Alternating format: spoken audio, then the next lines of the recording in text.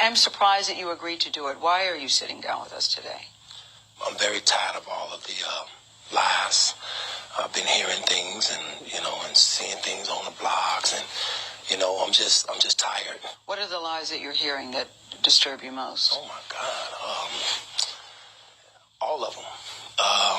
Got little girls trapped in the basement, helicopters over my house, trying to rescue someone that doesn't need rescuing because they're not in my house, handcuffing people, starving people. I have a harem, a cult. I don't even really know what a cult is, but I know I don't have one, Have you done anything that you regret? Have you done anything wrong? Lots of things wrong when it comes to women that I apologize, but I apologize in those relationships. At the time I was in the relationships. Have you broken any laws when it comes to women? Absolutely not. The 6-part series interviewed 50 people, family members, your former tour manager, numerous women who all claim that you abused them. Are you saying everybody in that documentary was not telling the truth about you? Everybody? If you really look at that documentary, which I'm sure you have, I have. Everybody said something bad about me. Nobody said nothing good.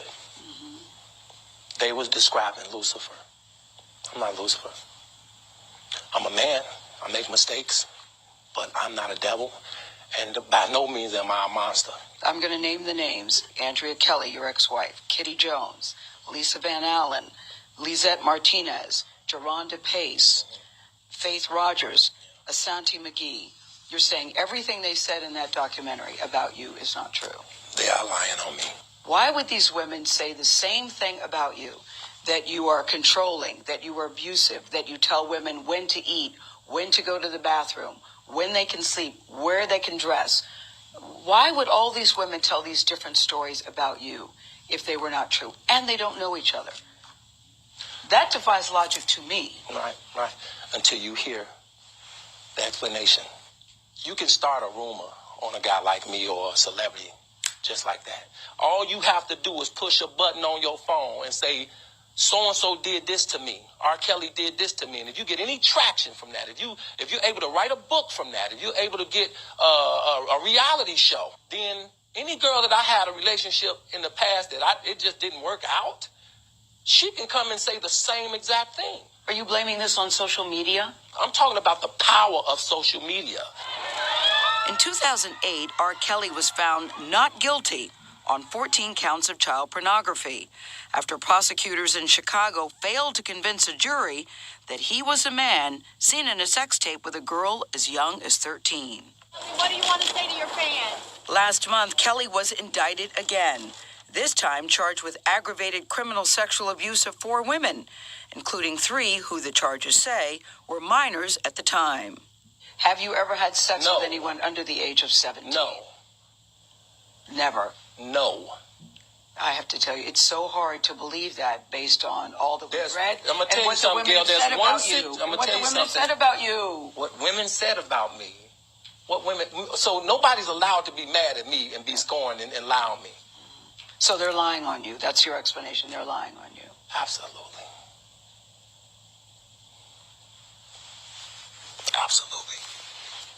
Absolutely. You feel that people have maligned your character? I have been assassinated. I have been buried alive. But I'm alive. So I think the point you're making is, and correct me if I'm wrong, that you have never held anybody against their will. I don't need to.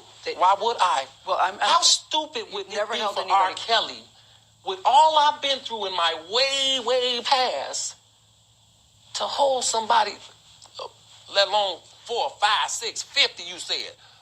How stupid would I be to do that? I didn't say you That's were holding... stupid, guys. I didn't... Is this camera on me? Yes, it's on. That's stupid.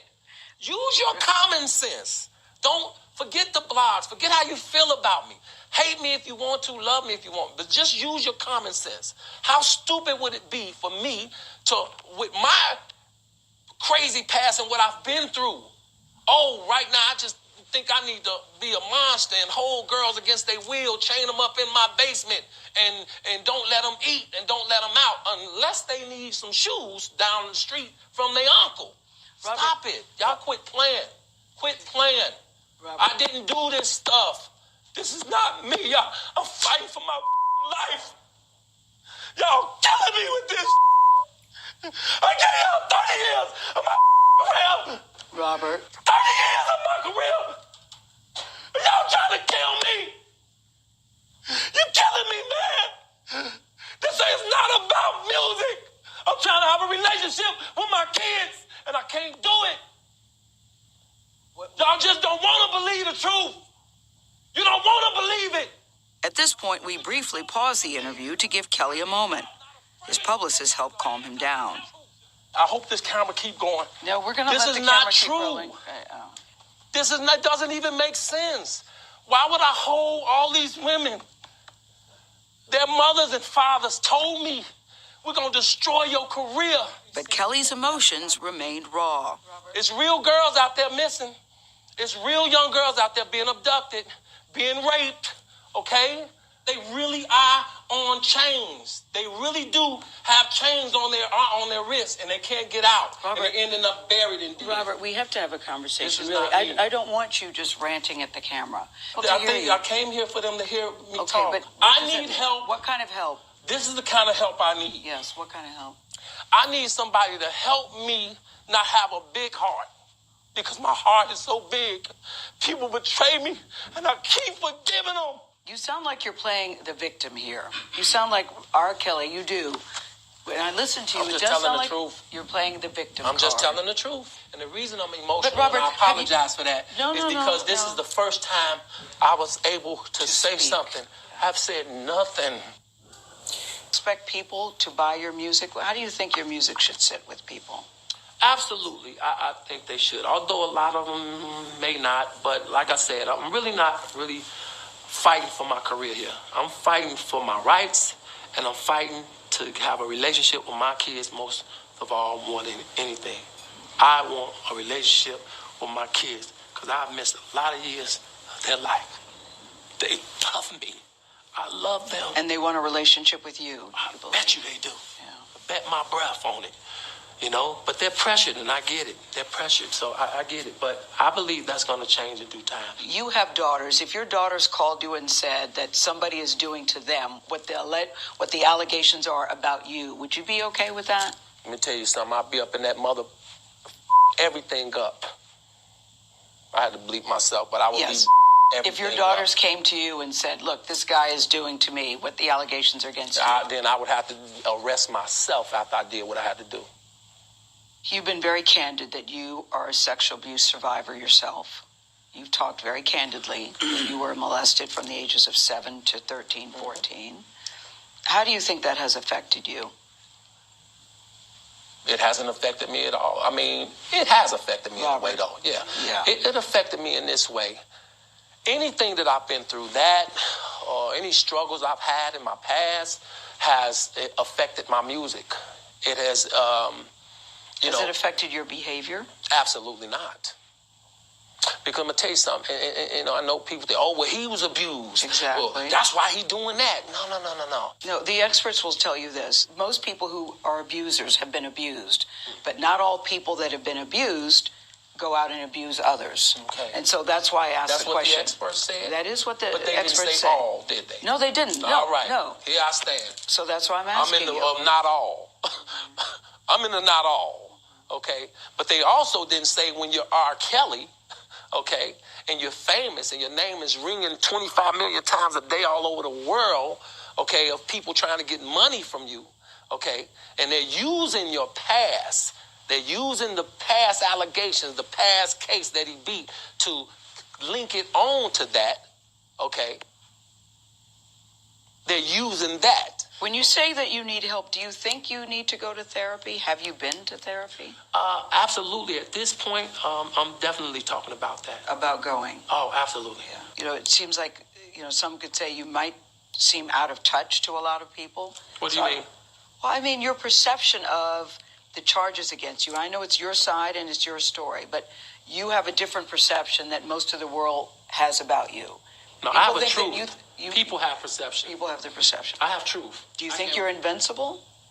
Oh, absolutely not. I just think I'm human.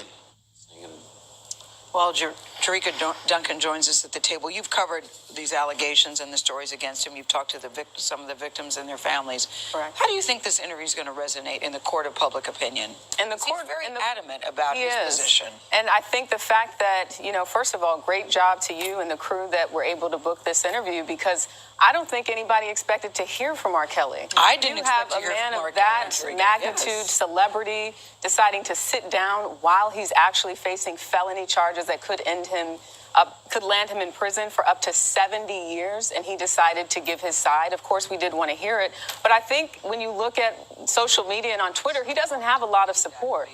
I think there are people who will say, oh, this is what I'm saying, the girls were lying or what have you, but by and large, what I'm hearing and what I'm seeing is not a lot of people have sympathy for him. And even from some of the victims, the alleged victims, Geronda Page, she was featured in that docuseries and said that she met R. Kelly after he was acquitted and then started a sexual relationship with him when she was 16 years old. So she said on Twitter, I did not see R. Kelly. I didn't see my abuser. What I saw was a man that needs help.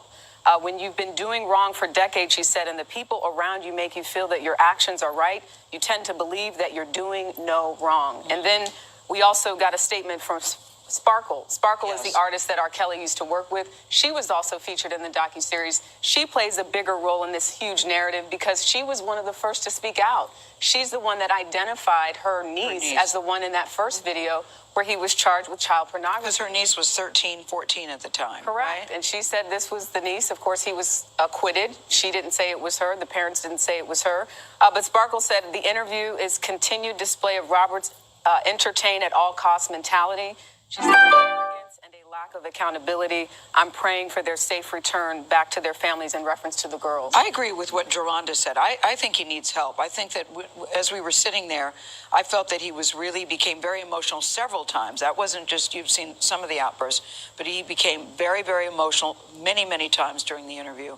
And I actually think that he needs help. I thought in some ways we were seeing a breakdown right before our eyes.